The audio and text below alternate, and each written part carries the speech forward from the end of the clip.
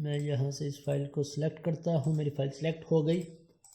अब मैं let's say console में देखता हूँ मेरे पास क्या ऑब्जेक्ट आया है। ये मेरी फ़ाइल आ गई, इसे मैंने एक्सपेंड किया तो मेरे पास ये सारी प्रॉपर्टीज़ आ गई। इस फाइल का नेम क्या था, download.png, वो मेरे पास यहाँ पे आ गया नेम प्रॉपर्टी में। इट मीन्स अगर मुझे इसका नेम चाहिए तो मैं फाइल डॉट नेम लिखूंगा तो मुझे इसका नेम आ जाएगा। अगर इसका साइज़ चाहिए तो साइज़ आ जाएगा, अगर टाइप चाहिए तो टाइप आ जाएगी image-png। तो इस तरह मैं आसानी से नेम भी गेट कर सकता हूँ, साइज़ और टाइप भी गेट कर सकता हूँ। तो हम इन प्रॉपर्टीज़ को गेट कर लेते हैं। यहाँ पे file name equal to file dot name, मेरे पास इसका नेम आ गया। अब एक्सटेंशन इक्वल टू एक्सटेंशन हम कैसे गेट करेंगे, क्योंकि हमारे पास नेम आ रहा है फॉर एग्जांपल download.png। अब इस एक्सटेंशन में से या इस पूरे के पूरे नेम में से मेरे पास दो पार्ट्स हैं, एक मेरे पास नेम है और सेकंड इसकी एक्सटेंशन है। अब jQuery के अंदर हम इन दोनों पार्ट को अलग अलग कर सकते हैं। किस बेसिस पे, किसी भी एक करैक्टर की बेस पे। अगर मुझे इस करैक्टर की बेस पे अलग करना है मैं अलग कर सकता हूँ, मुझे इस करैक्टर की बेस पे अलग करना है मैं अलग कर सकता हूँ। अगर मुझे इस करैक्टर की बेस पे अलग करना है तब भी मैं अलग कर सकता हूँ। किस तरह से हमारे पास jQuery में फंक्शन होता है स्प्लिट का। मैं स्प्लिट करना चाहता हूँ किस करैक्टर की बेस पे, ए की बेस पे, डी की बेस पे, ओ पे। तो ये क्या करेगा कि ओ से लेफ्ट साइड वाले और राइट साइड वाले अलग अलग करके मुझे अरे में प्रोवाइड कर देगा। लेफ्ट से मैं स्प्लिट करता हूँ डॉट के बेस पे और यहाँ से आके मैं एक्सटेंशन डिस्प्ले करवा लेता हूँ यहाँ पे कंसोल में। अब देखते हैं हमारे पास क्या आउटपुट आती है। और एक मैं यहाँ पे डीबगर भी लगा देता हूँ।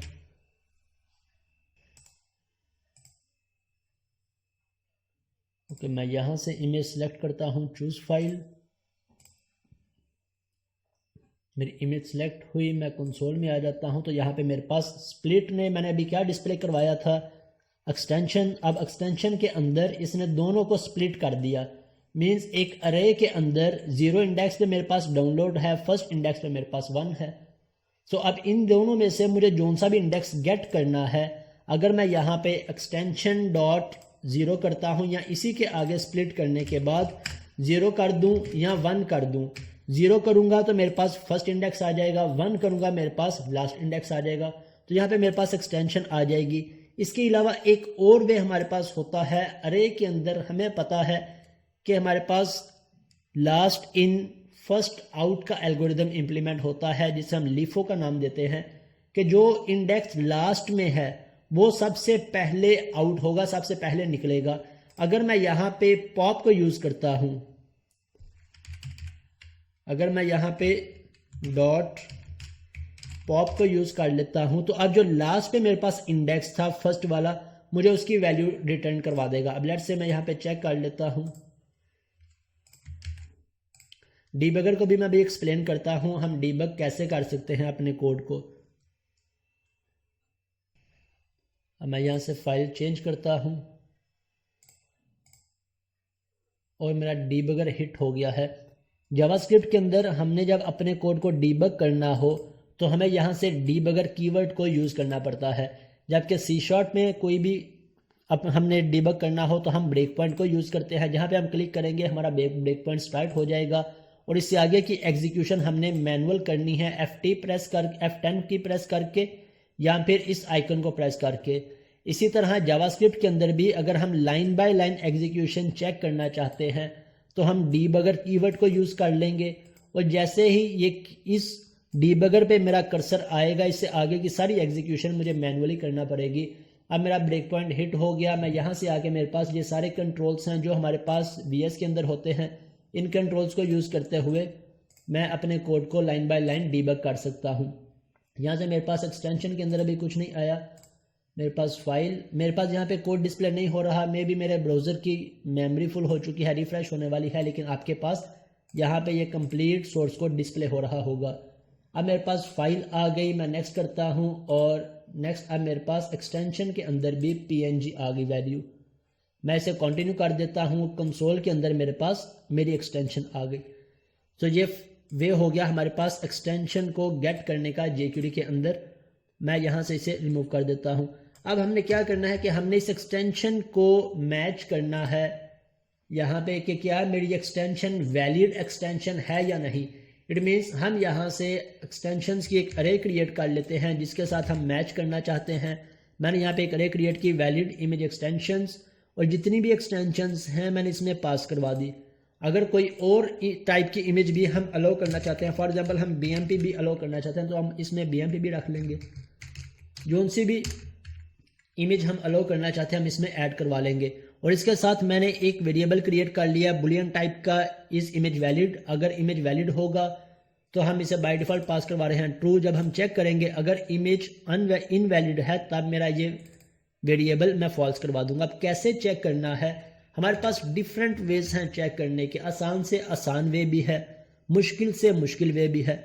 हम अपनी लॉजिक भी क्रिएट कर सकते हैं, हम इस पर लूप लगाएं, कोई भी प्रोसेस इंप्लीमेंट कर सकते हैं।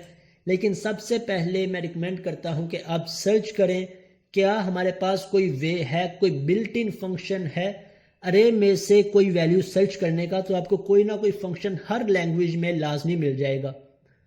jQuery में भी फंक्शन है, C# में भी बिल्ट इन फंक्शन है। तो बजाय इसके हम अपनी लॉजिक क्रिएट करें, हम उस बिल्ट इन फंक्शन को यूज कर लेते हैं। हमारे पास jQuery में कौन सा फंक्शन है, $.inArray का। इन अरे मीन्स जिस भी अरे में मैंने कुछ सर्च करना है हम इन अरे फंक्शन को यूज कर सकते हैं। अब इसमें पैरामीटर्स कैसे पास करने हैं, सिंपल हम कोमा प्रेस करें, हमारे पास पैरामीटर्स आ गए। फर्स्ट पे मुझे वैल्यू पास करवानी है जिसे मैं सर्च करवाना चाहता हूं, मेरी वैल्यू कौन सी है, एक्सटेंशन। सेकंड पे मुझे अरे पास करवानी है जिसमें से मैं सर्च करवाना चाहता हूं, तो ये मेरे पास अरे है जो है वैलिड इमेज एक्सटेंशन। तो मैं इन दोनों पैरामीटर्स को यहाँ पे पास कर देता हूँ। फर्स्ट पे वैल्यू, सेकंड पे मेरी अरे, और इसके बाद इनका रिजल्ट। अगर तो ये एक्सटेंशन इस अरे में एग्जिस्ट करती है मेरे पास रिजल्ट आ जाएगा 1। अगर एग्जिस्ट नहीं करती मेरे पास रिजल्ट आ जाएगा -1। अगर मेरे पास -1 आया है, एग्जिस्ट नहीं कर रही, तो मैं इसे फॉल्स करवा देता हूं। राइट, ये इसे हम फ्लैग का नाम दे लें या बुलियन एक्सप्रेशन का नाम दे लें, जो सा भी स्टार्टिंग पे हमें आसान लगता हो। लेकिन स्टैंडर्ड वे के अंदर हम इसे फ्लैग का नाम देते हैं कि मैंने एक फ्लैग क्रिएट कर लिया जो कि हमेशा ट्रू या फॉल्स हो सकता है, बुलियन टाइप का फ्लैग। अब इस फ्लैग का नेम मैंने रख लिया इस इमेज वैलिड। अगर इमेज वैलिड होगा मेरा ये फ्लैग ट्रू हो जाएगा, अगर इमेज इनवैलिड है तो मेरा ये फ्लैग फॉल्स हो जाएगा। तो इस तरह हमने सिंपल एक्सटेंशन को चेक कर लिया। अब यहाँ पे आके मैं इसके नीचे कोड कर लेता हूँ कि अगर ये इमेज वैलिड है तब क्या करो। इसके बाद का हमारा क्या स्टेप था, हमने फॉर्म डाटा क्रिएट करना है। सो फॉर्म डाटा क्रिएट करने का हमारे पास सिंपल सा कोड है। मैं यहाँ से इसे कॉपी कर लूँ या इसे प्रैक्टिस करके अपने पास कहीं पे लिख लें, नोट कर लें। फॉर्म डाटा, और फॉर्म डाटा के अंदर मैंने ये फाइल पास करवा दी, जो सी फाइल मेरे पास आ रही है वो फाइल। और इस फाइल का कोई भी हम नाम रख लें। हम इमेज है तो इमेज का नाम रख लेते हैं, फाइल होगी कोई PDF होगी तो PDF नाम रख लेंगे, एक्सेल होगा तो एक्सेल नाम रख लेंगे। ये नेम हमारा आम तौर पे कंट्रोलर में किसी जगह पे यूज़ नहीं होता, लेकिन बहुत सारे पर्टिकुलर सिनेरियोज में यूज़ हो सकता है, इसलिए मैं सिंपल इसके लिए इमेज का नेम रख देता हूँ। ओके, फॉर्म डाटा क्रिएट करने के बाद नेक्स्ट स्टेप हमारा क्या है, हमने एजेक्स रिक्वेस्ट क्रिएट करनी है। थर्ड स्टेप है क्रिएट एजेक्स रिक्वेस्ट। तो ये एजेक्स रिक्वेस्ट का कोड है, आप इसे कॉपी कर लें या फिर यहाँ से मैं इसे एक्सप्लेन कर देता हूँ। इसमें कुछ पैरामीटर्स हैं जो हमने समझने हैं। फर्स्ट पे हमारे जो कॉमन पैरामीटर्स होते हैं हम उन्हें लिख लेते हैं। मेरे पास URL है, कोई ना कोई URL होगी। देन अभी हमने डाटा पास करना है, सो इमेज का डाटा पास करना है, तो इसलिए मैं डाटा एट्रीब्यूट को यूज़ कर लेता हूँ। इसके बाद हम यूज़ करते हैं सक्सेस फंक्शन को, और इसके बाद हम यूज़ करते हैं एरर फंक्शन को। राइट, सो एरर में आके मैं यहाँ पे एक अलर्ट डिस्प्ले करवा लेता हूँ। अगर कोई भी एरर है तो यहाँ पे जो भी एरर होगा मेरे पास डिस्प्ले हो जाएगा। और सक्सेस के अंदर मेरे पास जो भी रिस्पॉन्स आएगा मैं यहाँ पे रिस्पॉन्स फंक्शन के अंदर यूज़ कर लेता हूँ। फिल वक्त के लिए मैं इसका कोई कोड नहीं लिख रहा, पहले हम यहाँ से डाटा पास करवा लें। अब टाइप मेरे पास क्या होगी, मेरे पास गेट टाइप होगी या पोस्ट होगी। हम बात कर चुके हैं, अगर हम डाटाबेस में से डाटा गेट कर रहे हैं तो मेरे पास टाइप क्या होगी, गेट होगी। अगर मैं यहाँ से कोई डाटा सबमिट करवा रहा हूँ या डाटाबेस में सेंड कर रहा हूँ या कंट्रोलर में सेंड कर रहा हूँ तो हमारे पास टाइप क्या होगी, पोस्ट। अब URL क्या होगी मेरे पास इस कंट्रोलर की। अभी URL पे भी आते हैं। हमने इसके लिए एक स्टैंडर्ड फंक्शन क्रिएट करना है जिसे हम यूज़र्स के कंट्रोलर में भी यूज़ कर सकें, डिपार्टमेंट में भी यूज़ कर सकें, प्रोडक्ट में भी यूज़ कर सकें, हर जगह पे यूज़ कर सकें। इसके बाद डाटा मेरे पास कौन सा है, फॉर्म डाटा, मैंने यहाँ से फॉर्म डाटा पास कर दिया। इसके बाद हमने दो और पैरामीटर्स को ऐड करना होता है जब भी हम किसी भी तरह की फाइल्स के साथ वर्किंग कर रहे हों, चाहे इमेजेस हो,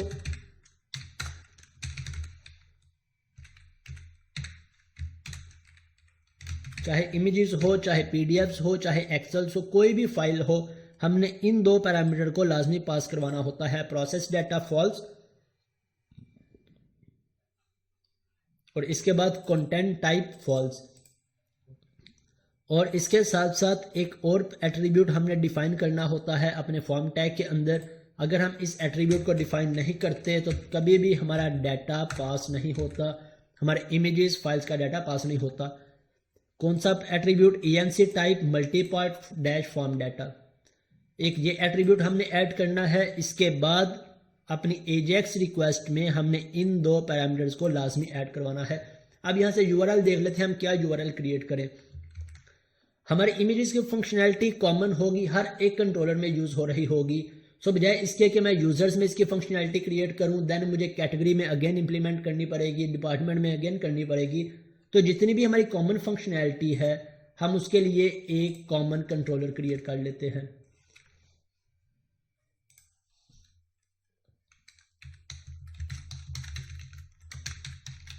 हम इसके लिए नाम रख लेते हैं कॉमन कंट्रोलर।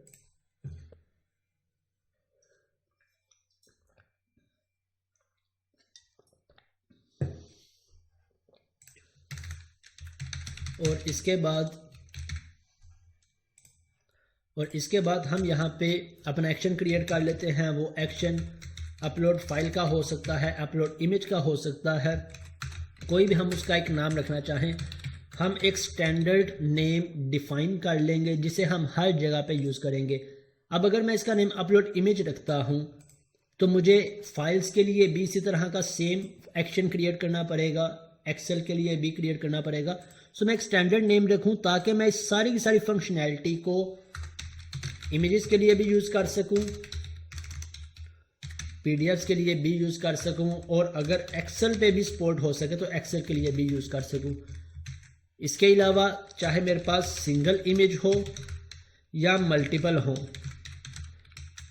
पीडीएफ सिंगल हो या मल्टीपल हो, मैं इस एक फंक्शन में सारी फंक्शनैलिटी इंप्लीमेंट कर सकूं। सो मैं इनके लिए स्टैंडर्ड नेम यूज़ करता हूं बल्क सेव अपलोड का। बल्क के अंदर आपके पास मल्टीपल डाटा आ जाता है, सेव अपलोड, हमने मल्टीपल रिकॉर्ड्स को सेव करवाना है। आप कोई भी इससे मिलता जुलता नाम या जोन सा भी आपका स्टैंडर्ड हो आप यूज़ कर सकते हैं। मैं यहाँ पे एक ब्रेक पॉइंट लगाता हूँ। अब यहाँ पे आके हमने कैसे गेट करनी है अपनी फाइल, मैं यहाँ पे रिक्वेस्ट के अंदर गेट कर सकता हूँ। ASP.NET MVC के अंदर या .NET फ्रेमवर्क 4.5, 6, 7 तक हम कैसे गेट करते थे, request.files लिखते थे, हमारे पास फाइल आ जाती थी। अब ASP.NET कोर के अंदर हम इस तरह से एक्सेस नहीं करते, हमारे पास रिक्वेस्ट डॉट, अब इस रिक्वेस्ट के अंदर जो सा भी डाटा मेरे पास सर्वर पे पोस्ट हो रहा है, हम हेडर को गेट करना चाहें हेडर को गेट कर सकते हैं, बॉडी गेट करना चाहें बॉडी गेट कर सकते हैं, मैं क्यूरी गेट करना चाहूँ, पाथ गेट करना चाहूँ, तो काफ़ी सारे पैरामीटर्स हैं हमारे पास, हम उन्हें यूज़ कर सकते हैं। हमने किसको यूज़ करना है, फॉर्म डॉट फाइल्स। मेरी फाइल्स किस में है, फॉर्म के अंदर। अब अगर जो सेम प्रोसेस हमने यहाँ पे इंप्लीमेंट किया सारा, वो सेम प्रोसेस हमने सर्वर साइड पे भी इंप्लीमेंट करना है। यहाँ से मेरे पास सिंगल इमेज है तो हम जीरो इंडेक्स को यूज़ कर लेंगे, मल्टीपल इमेजेस हैं तो हम इस पे लूप लगा लेंगे नेक्स्ट क्लास में। अब मेरे पास फाइल आ गई, चेक कर लेते हैं मेरे पास इस फाइल एट्रीब्यूट में, फाइल के वेरिएबल में फाइल आ रही है या नहीं। अगर आ रही है तो फिर हम देखेंगे हम उसका नेम और एक्सटेंशन कैसे गेट कर सकते हैं, फिर उस पर वैलिडेशन कैसे अप्लाई करेंगे। जो प्रोसेस हमने यहाँ पे इम्प्लीमेंट किया है वही प्रोसेस हम यहाँ पे भी इम्प्लीमेंट करेंगे। क्यों? क्योंकि हम वैलिडेशंस में बात कर चुके हैं, हमने वैलिडेशंस को क्लाइंट साइड पे भी इम्प्लीमेंट करना है और सर्वर साइड पे भी इम्प्लीमेंट करना है।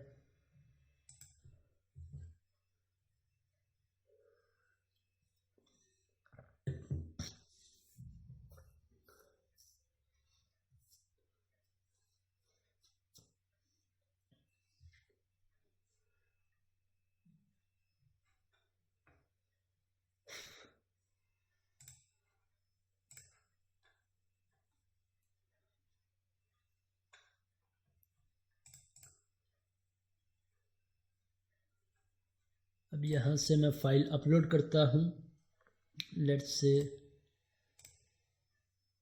फाइल अपलोड हुई, मेरा ब्रेक पॉइंट हिट हुआ। यहाँ से कौन सा ब्रेक पॉइंट हिट हो गया है? क्रिएट और एडिट का, इसे तो हमने हिट नहीं करवाया था। ओके, यहाँ से एक मिस्टेक होगी, मैंने यहाँ पे कंट्रोलर डिफाइन नहीं किया। अब यहाँ पे फर्स्ट पे मेरा कंट्रोलर कौन सा है? कॉमन कंट्रोलर, और कंट्रोलर के अंदर मेरा एक्शन कौन सा है? Bulk save upload. सो यहाँ से आके मैं इसे ऐड कर लेता हूँ। अब लेट्स से चेक करते हैं।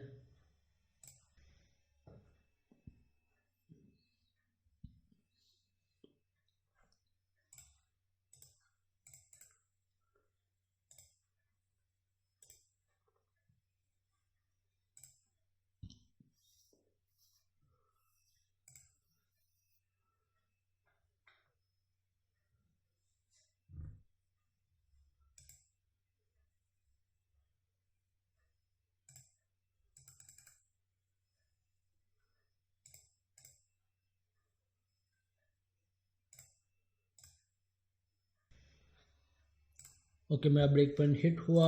F10 ओके, इस फाइल के अंदर अब इसे एक्सपेंड करके देख लेते हैं हमारे पास किस तरह से प्रॉपर्टीज़ आ रही है। मेरे पास ये सारी प्रॉपर्टीज़ आ रही है। अगर मुझे इसका नेम चाहिए तो मेरे पास फाइल नेम की प्रॉपर्टी है जिसमें नेम आ रहा है। डाटा टाइप इसकी एक्सटेंशन चाहिए, टाइप चाहिए तो मेरे पास कंटेंट टाइप है, इसके थ्रू भी गेट कर सकते हैं, या इस फाइल नेम को अगेन हम स्प्लिट करके भी गेट कर सकते हैं। देन हेडर लेंथ मेरे पास आ रही है, तो हमने जो सी हमारी रिक्वायरमेंट हो इसमें से उस प्रॉपर्टी को गेट कर लेंगे। हमने इसमें से सिर्फ नेम गेट करना होता है, बाकी हम नेम के थ्रू यूज़ कर लेते हैं। तो यहाँ से मैं इसका नेम गेट कर लेता हूँ, file name equal to file dot file name. मेरे पास नेम आ गया। अब यहाँ पे मेरे पास नेम कैसे आया है? अगेन मेरे पास नेम आया है download.png। अब यहाँ से इसकी एक्सटेंशन गेट करने का हमारे पास बिल्ट इन फंक्शन है, सो हम उसे यूज़ कर लेते हैं, is equal to path dot. अब इस पाथ का रेफरेंस ऐड कर लेता हूँ, कंट्रोल डॉट प्रेस करूँगा, मेरे पास इंटेलिजेंस ऑप्शंस आ जाएंगे। तो यहाँ से पाथ डॉट गेट एक्सटेंशन, सो इस नेम की जो भी एक्सटेंशन होगी हमें एक्सटेंशन रिटर्न कर देगा। अब इसके बाद यहाँ पे हमने एक्सटेंशन को चेक करवाना है। जिस तरह यहाँ पे हमने मल्टीपल एक्सटेंशंस की एक अरे क्रिएट की थी, इसी तरह यहाँ पे भी हम अरे क्रिएट कर लेंगे। किस तरह से? अरे ऑफ स्ट्रिंग्स। यहाँ पे मेरे पास किसकी अरे है? स्ट्रिंग्स की अरे है। सो हम यहाँ पे चाहे वेर को यूज़ कर लें, वेर कीवर्ड को, यहाँ पे हम अरे ऑफ स्ट्रिंग्स क्रिएट कर लें, valid image extensions equal to, और इस अरे को क्रिएट करने के हमारे पास दो वेज होते हैं। हम न्यू कीवर्ड को यूज़ करके स्ट्रिंग, और यहाँ पे इनकी सारी प्रॉपर्टीज़ डिफाइन कर दें, फर्स्ट वे। सेकंड वे कि हम यहाँ से न्यू कीवर्ड को ना भी यूज़ करें, हम सिर्फ कर्ली ब्रेसेस को यूज़ कर लें, तब भी मेरे पास अरे डिक्लेयर हो के इनिशियलाइज हो जाएगी। तो जौन सा वे आपको आसान लगता हो हम दोनों वेज को यूज़ कर लेते हैं। अब यहाँ से एक्सटेंशन लिखते वक्त हमने पहले ये चेक करना है कि एक्सटेंशन मेरे पास आ किस फॉर्मेट में रही है। अगर मेरे पास PNG आ रही है तब मैं यहाँ पे PNG, JPG और JPEG इस तरह से एक्सटेंशंस के नेम लिखूँगा। लेकिन अगर हमारे पास .png आ रही है यहाँ पे, तब हम इसे किस तरह से चेक करेंगे? .png और .jpg और .jpeg, राइट। अब इसमें से मैं इफ कंडीशन लगा लेता हूँ, इफ डॉट कंटेन्स। अरे में से, लिस्ट में से हमने कुछ चेक करना है, हमारे पास कंटेन्स का बिल्ट इन फंक्शंस है। आसानी के साथ हम चेक कर सकते हैं कि अगर इस अरे में ये एक्सटेंशन एग्जिस्ट करती है या नहीं। मैं यहाँ पे जिस तरह हमने यहाँ पे एक फ्लैग क्रिएट किया था इमेज वैलिड का, यहाँ पे आके भी मैं एक फ्लैग क्रिएट कर लेता हूँ, बोल इज इमेज वैलिड। इसे हम ट्रू कर देते हैं, ट्रू, और यहाँ पे आके मैं यूज़ कर लेता हूँ, अगर तो फॉल्स वैलिड नहीं है तो इसे फॉल्स कर दो। अब यहाँ पे चाहे हम इस तरह से फॉल्स यूज़ कर लें, डबल इक्वल टू फॉल्स, यहाँ इसके स्टार्टिंग पे एक्सक्लेमेशन साइन प्रेस कर दें जो कि रिप्रेजेंट करता है फॉल्स स्टेटमेंट को। ये क्या चेक करेगा कि अगर ये एक्सटेंशन इस अरे में एग्जिस्ट नहीं करती, अगर मैं इसे यूज़ नहीं करूँगा तब ये चेक करेगा कि ये एक्सटेंशन इस अरे में एग्जिस्ट करती है, तब ये मेरे पास इज़ वैलिड फॉल्स हो जाएगा। ये हमारी लॉजिक पे डिपेंड करता है, हम किस तरह से लॉजिक क्रिएट कर रहे हैं या कितनी आसानी से उसे समझ सकते हैं। यहाँ पे मेरे पास इस इमेज फॉल्स हो गया। अब इसके बाद यहाँ पे हमारा नेक्स्ट स्टेप क्या है वो हम समझ लेते हैं कि हमने जावास्क्रिप्ट के तो सभी स्टेप्स देख लिए, इम्प्लीमेंट कर लिए। अब कंट्रोलर्स में हमारे क्या स्टेप्स हैं, कंट्रोलर में हमने क्या क्या स्टेप्स इम्प्लीमेंट करने हैं। फर्स्ट पे हमने अपना इमेज रिसीव करना है, जो कि हम कर चुके हैं। यहाँ पे इमेज रिसीव किस तरह से किया, request.forms.files में। इसके बाद नेक्स्ट हमने वैलिडेशंस अप्लाई करनी है, वो सारी वैलिडेशंस जो हम फ्रंट एंड पे अप्लाई करेंगे जावास्क्रिप्ट के अंदर, वो सारी वैलिडेशंस हम यहाँ पे भी अप्लाई करेंगे। अभी हम सिर्फ एक वैलिडेशन पे वर्किंग कर रहे हैं विच इज़ एक्सटेंशंस, तो हमने वैलिडेशन भी अप्लाई कर ली। नेक्स्ट स्टेप हमने इसका एक यूनिक फाइल पाथ क्रिएट करना है जिस पे मैंने अपनी इस इमेज को सेव करवाना है। वो यूनिक फाइल पाथ कैसे क्रिएट होता है, किस तरह से हम क्रिएट कर सकते हैं, ये हमने समझना है, जो कि बहुत इंपॉर्टेंट पार्ट है इस फंक्शनैलिटी का। अब फाइल पाथ के अंदर हमारे पास हमारी इमेज किस तरह से सेव होगी, हमारा पाथ किस तरह से होता है, सबसे पहले मैं वो लिख देता हूं। हम इमेज सेव करवा रहे हैं सर्वर्स में। सर्वर में मीन्स अपनी सी ड्राइव में या ई ड्राइव में। हम फोल्डर में, अपने प्रोजेक्ट फोल्डर में अपनी फाइल्स को सेव क्यों नहीं करवा रहे, या हम क्यों नहीं करवा सकते। हमारे पास जितनी भी एप्लीकेशन, रियल टाइम एप्लीकेशंस होती हैं, उनमें कभी भी एक डेवलपर वर्क नहीं कर रहा होता। हमारे पास more than 5 developers at a time work कर रहे होते हैं। 6 डेवलपर्स भी हो सकते हैं, 10 भी हो सकते हैं, 3 भी हो सकते हैं। अब तीनों का कोड एक दूसरे के साथ शेयर्ड होता है। किस तरह से हम इस कोड को अपलोड करते हैं, या गिट पे, या बिट बकेट पे, या टीम एक्सप्लोरर पे, या एजोर पे। इट मीन्स हमारा ये कोड हमारे पास नहीं होगा, हमारा कोड पब्लिश होगा हमारे किसी सर्वर पे। अब नेक्स्ट टाइम अगर हमने किसी दूसरे लैपटॉप में या सिस्टम में अपने इस कोड को यूज़ करना है, तो मुझे इस कोड को अपने सर्वर से डाउनलोड करना पड़ेगा, या जिसे हम क्लोन का नाम देते हैं, क्लोन करना पड़ेगा अपनी लोकल मशीन में।